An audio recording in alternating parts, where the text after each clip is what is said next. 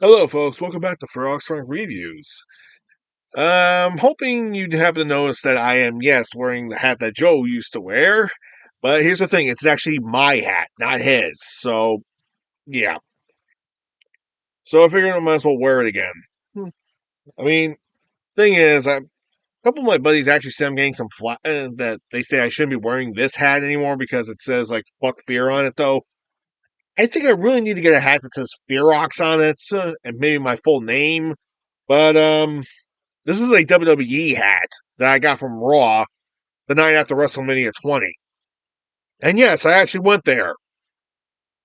Maybe my buddy Once You Wonder was there with me. Troy from Troy's World was with me. So yeah, that was a fun night. Great night for WrestleMania. Great night for wrestling fans. But I'm not a WWE fan anymore. I'm more of a UFC fan, more of a combat fan. So I'm not really much into the WWE anymore. And in case you haven't noticed, that little thing right there is my little Christmas tree. Trying to be a little festive. Even though I'm not a huge fan of the commercialization of Christmas. So, what's today's movie review? Well, it's not really a movie, it's a series, a cartoon series. Look, up in the sky! It's a bird! It's a plane! It's Superman! As in Superman the Fleischer cartoon series! That's right, folks. I'm going to review the original Superman Fleischer cartoon series. Okay, look, all joking aside, I know there's been a lot of Superman news recently, okay, especially with the media and online recently, like about the new Superman film that's coming out in 2 years, like in 2025. That's supposed to be the new DCU film that's supposed to start the whole DC universe thing up over again. As a complete reset. And considering the fact that Marvel is having a lot of problems right now, they should probably be doing the same thing or just stop making movies at this point altogether because Marvel is not doing too well. And I'm not saying that because I'm not really much of a Marvel fan anymore, considering the fact they fucked up so many times. And at this point, it's like just let it die, just stop, just just pull the cord and just let it die. Sheesh. That being said, there's a lot of buzz going on in the new Superman film, so I think it's about time I talk about maybe Superman in the first film or first cartoon series he happened to star in. Hmm. Oh, sorry about that.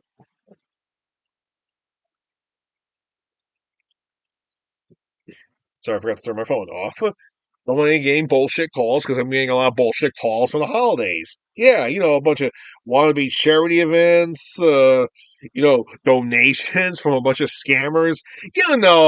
Just in time for the holidays. God, I hate that. Fucking scammers. Okay, look, there's also something else I gotta mention too. Before the review starts, I am more than aware too that last weekend Godzilla X Kong, the new Empire's trailer actually just hit the internet, and the internet is going batshit crazy.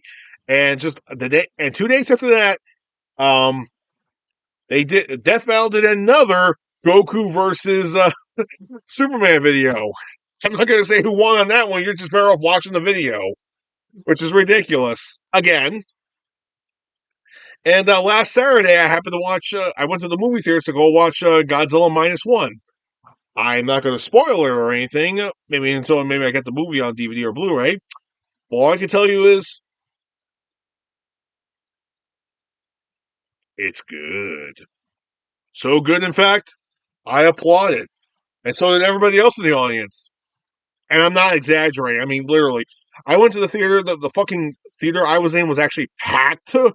And by the time the credits rolled, the credits were literally rolling, people just started. They were clapping like crazy. Yeah, for a Japanese Godzilla film. Why don't I talk about a little bit about Godzilla right now? Going a Superman review. Well, here's a bit of a fun fact. For years, people were wondering, could Superman actually beat Godzilla? Yeah, this was a talk for a long time. And guess what happened? In Justice League versus Godzilla versus Kong, issue 2. Okay, to be fair, issue 1 they got started, but they left us on a cliffhanger on issue 1, where Superman may fight the King of the Monsters. And issue 2, it finally happened. Godzilla and Superman finally fought.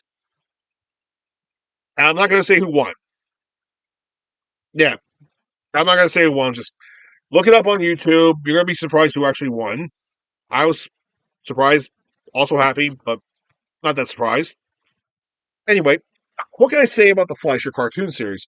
Well, here's a bit of a fun fact. This is actually my very first exposure to Superman.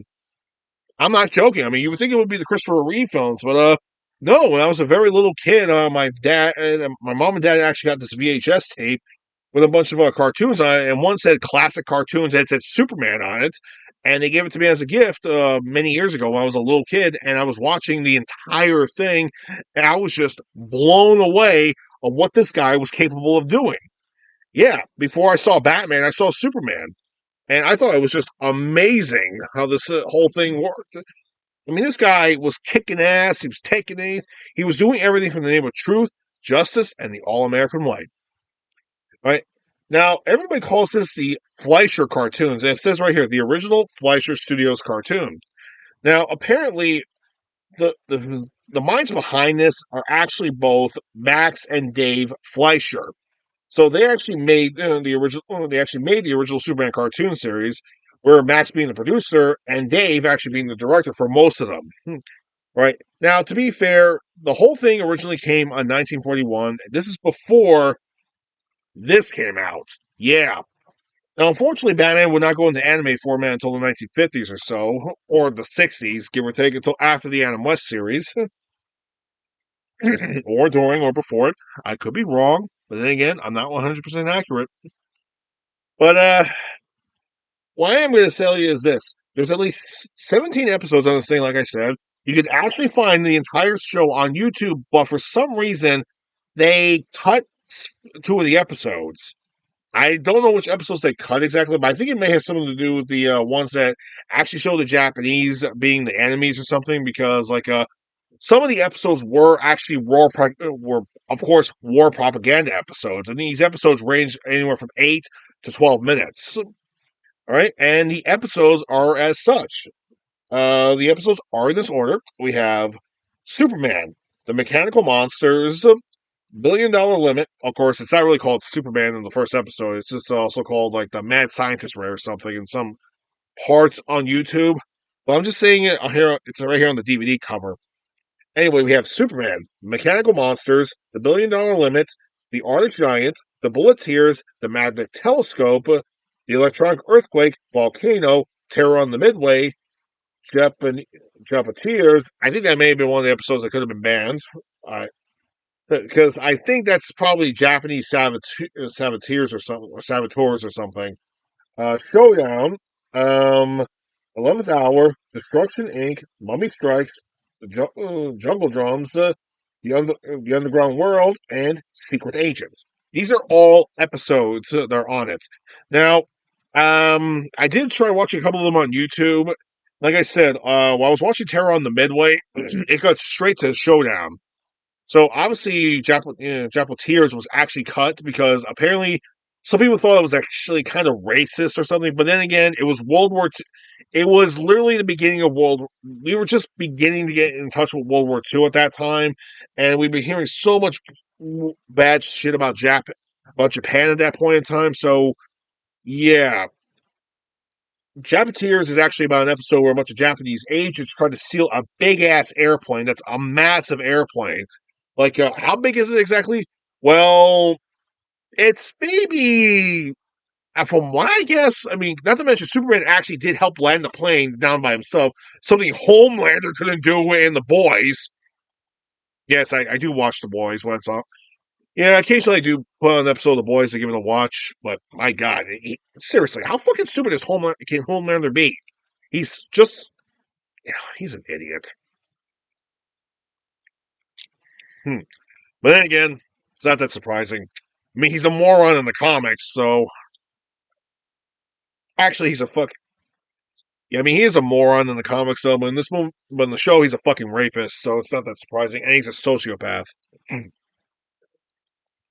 Right. So anyway, apparently the plane is about maybe as big as a battleship, and it's a huge ass plane. So I'm not even joking around. So technically, that's a huge technical marvel to know that thing even exists. So it's basically an aircraft carrier that's actually an aircraft, which is a cool design. But I'm not going to talk about every single episode like that because I would be talking about this for about 2 hours at this point, which I do not have the time for that. No siree. But I am going to just skim over some of the episodes anyway. For example, the first episode, we have Superman go up against a mad scientist who threatens Metropolis with a death ray. And they kind of over exaggerate the science a little bit. So when he goes to look at the time, he goes, "The hour has come. Turn on the power. Turn on the power." Huh? Oh, it's Lois Lane. Turn off the power. Like, literally. He just walks in. What the fuck? And he starts shooting Metropolis with a death ray, hitting buildings and hitting a bridge and hitting a few buildings. Where Superman actually does stop him by, "You're gonna love this." He punches the fucking ray. What are the odds? Okay, I've heard Superman doing some ridiculous things before, but punching a ray, it is so hilarious seeing him do that. But to be fair, as a kid, I thought that was so freaking awesome, man. Actually, to be fair, as an adult, I still think that's kind of awesome. Silly, yes, but still pretty awesome. But then again, it's Superman, so really can't fault it for being that silly. And it is a cartoon show after all. And what does Superman do after he defeats the machine and captures the scientist? He just throws his ass in jail. Like, he has him right here. Thump! Stay in jail. And the scientist is like, me. Dude, you think you're getting your fair trial? You openly threatened the city and almost destroyed the city and possibly caused the deaths of maybe dozens of people. You're looking at the death penalty, pal. Yeah, the death penalty. Yeah. And there's this other guy with the mechanical monsters. There's actually just a bunch of robots. He, oh my god, he actually goes crazy when Lois Lane actually drops the jewels and he goes, "The jewels! What have you done with the jewels?" His facial expression is like, oh my god. I keep forgetting this is a 1930s cartoon, but Jesus Christ. Oh man. And this is a cartoon that was released in the 1940s. 1941, actually. And you know what they do? They actually show these things on the big screen in theaters in a matinee format. Oh. Oh, here's another fun fact, too. They were actually distributed by Paramount, not Warner Brothers. I'm not making that up, too. I mean, seriously, the original Superman cartoons were actually licensed under Warner Brothers back then. All right, but to be fair, I think that's probably one of the reasons why they actually did. Maybe it's one of the reasons why you don't actually see these cartoons on on Max or anything, which I think is kind of weird because because surprisingly these cartoons are really good. I hear tons of people talking good things about this cartoon series, but there is one episode I have to mention before I go into further detail. Before I get to that, I got to talk about Superman's design. Let's take a look at it. All right, this is what he looks like in the cartoon series. However, his underoos here are actually of a darker red color, and this red color in his underoos is actually the color of his belt in the cartoon. And his emblem, let's take a closer look at it.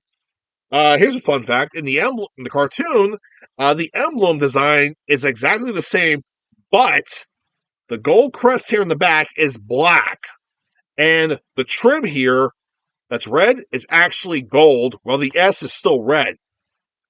Yeah, that's the so yeah, just imagine that. I mean, I wanted to do I mean, before I wanted to do this episode, I wanted to do a Photoshop image and actually make the Superman's kind of design exactly like it's supposed to be. But yeah, you pretty much get the idea. Just type in Superman Fleischer design on Google or fucking Pinterest, and you will see it. So what it looks like. And joking aside, a lot of people like this costume design. Here's another fun fact. If you ever watch Superman and Lois, which I honestly don't, when Superman was actually thinking about the past or something, or going to a flashback when he met Lois the first time, what costume was he wearing? The original Fleischer design. Yeah, it was sort of a callback. You know what? I would actually really enjoy Superman Legacy if they actually make him wear the original Fleischer design. Why? It's old school. And it was the first costume we saw Superman wear on the big screen. Yeah, fucking Superman, baby. Now, the episode I gotta talk about that has to really be mentioned is the Arctic Beast episode. Um, this episode has been getting a lot of flack and also caused the controversy of Superman versus Godzilla because the dinosaur that's you it's a okay. The Arctic Beast is a dinosaur, and they say it's specifically supposed to be a Tyrannosaurus Rex, but it's really not. It's Godzilla. Yeah, it's Godzilla before Godzilla was even. I'm not even kidding. Like, how do I put this exactly? Hold on. I got Godzilla 2000's Blu-ray right here. All right. Take a look at Godzilla 2000's design real quick. All right. The dinosaur looks almost identical to Godzilla, except his osteoderms here in the back are actually designed to be more like that shark fin design. You see my shark fin Godzilla design toy I used to use in my old episodes, right? Yeah, well, it's exactly like that, except it's green. Yeah, and keep this in mind, this was released about 12 years before Godzilla was even a thing. 12, 13 years before Godzilla was even a thing, we had the Arctic Beast. You know what? I should mention another thing too. Like a couple of the episodes where the Japanese were actually considered the enemy. Aside from the Japanese one, there's also another one where Superman actually is in Japan and one of like one close to where the military bases is. He actually destroys the naval bases for American soldiers. All right, it's actually a propaganda thing. So basically, it's because the Japanese are the enemy. So yeah, but then again, a couple of the episodes too are also oh yeah, Jungle Drums. That's actually one where there are Nazis involved in that episode. Yeah, and was Hitler actually? And Hitler actually makes an appearance in that one, but it's actually that's the end of the episode where Hitler is actually listening to the news. He just switches off. He switches it off after he hears Superman did something, and he just doesn't want to hear it. And he just listens to the music. Yeah. Oh. But okay, I'm going a little off track here. Going back to the Arctic Beast. The Arctic Beast is Godzilla. It's literally Godzilla. That's all there is to it. I don't have a picture of what the creature looks like, but if you type in Superman Arctic Beast, you'll see what the creature looks like. It's fucking Godzilla. Like a lot of people think that maybe Toho got the design off of that creature with use and mixed it in with the Rhedosaurus's design and the storyline from Beast for 20,000 Fathoms. That doesn't sound very far fetched, but in my personal opinion, I think it was a big coincidence. Plus, it's possibility when the guys were actually trying to create the Godzilla suit, they had the Superman cartoon in certain select theaters in Japan and in Tokyo, and maybe they just on a break they actually saw this one episode and they thought the design looked good, so they decided maybe to use the design, but nobody realized it. Or who the hell knows? It's just very coincidental. I mean, Godzilla's design in pre-production was actually that of a Tyrannosaurus, body of a Tyrannosaurus Rex, the back plates of a Stegosaurus, and the arms of an iguanodon. That's how they got Godzilla's design. The Arctic Beast in this cartoon series is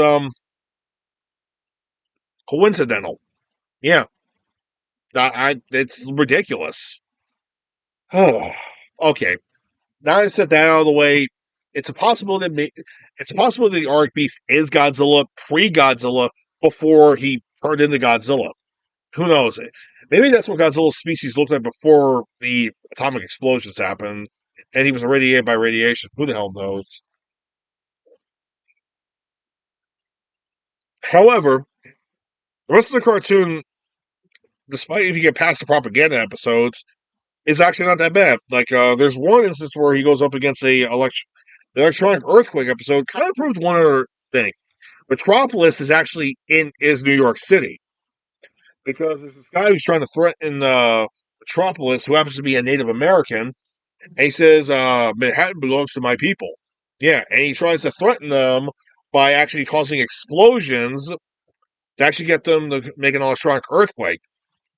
Superman, of course, actually stops him. But here's the thing: this guy is causing massive amounts of damage, possibly killing maybe almost 100 people in the process. All this trying to get people to leave New York City. I mean, to leave the island of Manhattan. I'm pretty sure he got the death penalty. Not even joking. I'm pretty sure he got the death penalty. There's also this scientist on the magnetic telescope episode who was trying to bring meteors and comets closer to the Earth, which of course was a stupid idea because because this guy didn't realize the police actually shut his machine off. But what this dumbass didn't realize was that even if he did have full control of his machine, um, the comet he was trying to bring close to the Earth was just too big and was going to destroy the whole city. Superman actually hits the damn thing twice, but it's too powerful for him to even do a dent to it. I mean, he hits it, and the meteor just goes meteor. Superman, boom. And he does it twice, by the way, twice. Now, to be fair, like I said, this is actually in the 40s, so this is before kryptonite was even introduced. So it's a possibility maybe that meteor was probably made of kryptonite and nobody knew what it was back then. So that could have been a thing. Secret Agent is actually about Superman actually helping a woman who actually had trade secrets to actually help the United States. And of course, he stops a bunch of the spies trying to kill her. The Mummy Strikes is actually, Superman actually is trying to stop a bunch of mummies trying to kill Lois Lane and the scientists. It's nuts. The Underground World is actually a very interesting episode because that one actually has mythological creatures that actually actually turn people into gold idols, which is pretty fucked up. While Superman actually beats the crap out of all of them. Uh, Terror on the Midway is actually one with a giant gorilla in it. That's about the size of Mighty Joe Young, and Superman gets into a fist fight with this damn thing. I should also mention too that there's actually a segment in the beginning of the episode where Clark says yeah, too bad, Lois. It seems like a great night for a murder or some mayhem or something." That's just Clark being Clark and the whole New York accent thing. So just you can't blame him on that one. Anyway, the whole thing with the gorilla is like ridiculous because a stupid little monkey actually accidentally releases the gorilla. The gorilla goes on a mayhem. And Superman, okay, Clark comes in and he does the whole Superman transformation, but Panther is watching him. And after he takes his clothes off and goes and becomes Superman, the Panther jumps on him and he gets to a fight with a Panther and he throws it in the cage. It's pretty funny, actually. It's like you look at this thing like, dude, really? It's Superman. You're gonna pounce on him like you're a fucking idiot. What a stupid cat. And Superman actually does have a bit of a problem with this gorilla in the episode, which is called Gigantic. Yeah, real imaginative name. But in the end, he does stop the gorilla though by punching it a couple of times and then tying it up. The volcano episode is, in my opinion, one of the more interesting episodes because it's a natural disaster, which looks like something that would be a great movie, but never actually was made. However, Superman actually does save an island full of people and a city by actually using dynamite to actually stop the lava from coming any closer to the city, and using some more dynamite to blow out the other side of the volcano so the lava could go the other direction. It's crazy, but you know what? It's good. It's a really good action. If you're a comic book fan, I would suggest you give this cartoon a watch. It is old school at its finest. The animation is surprisingly very good. Old school 1940s animation still works to this day. In fact, here's something that's really interesting about this show. This show actually inspired the animation designs for a very popular cartoon show from the 1990s that's been dubbed one of the greatest animated superhero films of all time. Which show was that? I'm being dead serious. Batman the Animated Series' cartoon designs, the designs in general, and the setting all were inspired by this. Yeah, this inspired this cartoon. That's what you gotta love about this cartoon. It inspired this. This animation inspired this one. And if you look at some Batman's animation design and look at Superman's animation design, yeah. And you know what? This cartoon became the greatest cartoon of all of the 1990s. Even some of the shittier episodes that this show had still was good. Why? Because you had the GOAT Kevin Conroy playing as Batman, Mark Hamill as the Joker. Oh, goddamn. All that show, pure goodness. I'm a child in the 90s. I grew up watching that cartoon series. My God, I loved it. My God, yes, I loved it. All thanks to this cartoon. That's right. So I do. So if you're a Superman fan, or just a cartoon, or an adult fan of animation, or even just a plain Superman fan, or actually want to see a unique variation of Superman, give this cartoon a watch. It's actually highly appraised. So yeah, my first film in December is actually a cartoon series starring Superman. I mean, it's my first Superman thing, so I had to do something with. Okay, to be fair, I did do Justice League earlier. Okay, I did do Justice League early last year. Like the first film I did was last year was that, and then I decided to do Batman v Superman versus Captain America 3: Civil War, which was a real piece of shit film, which I never want to watch again. But since there's rumors going around that the MCU is going to finally die out, I may actually do the Marvel films eventually. Actually, who the fuck am I kidding? I'm probably going to review. I'm probably going to review the 20th Century Fox Marvel films that people tend to forget actually were originally a franchise. So, you know what? I got all of next year for that shit. But until then, I'm just going to kick back. I got a lot of shit to do with my family. I have no idea what the hell Rex is going to do for his next gaming review. He may actually do the second part of Max Payne if he wants to. But until then, I'm going to kick back, relax. I watched the original Superman Fleischer cartoon series. It's 2.5 hours long, practically, the whole disc. But you know what? I'm okay with that. This is old school Superman.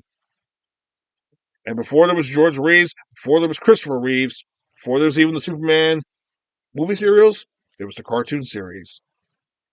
And by God, it was one of the best.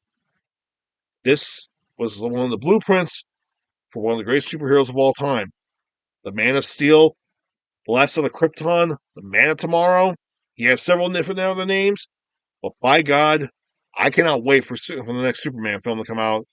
And hopefully, it won't be fucked up. Either way, I'm done for the day. I hope you all have a great weekend. Ferox Frank, signing out. And I'll see you next time. So, what will be my next film? Good question. I have no fucking clue. See ya.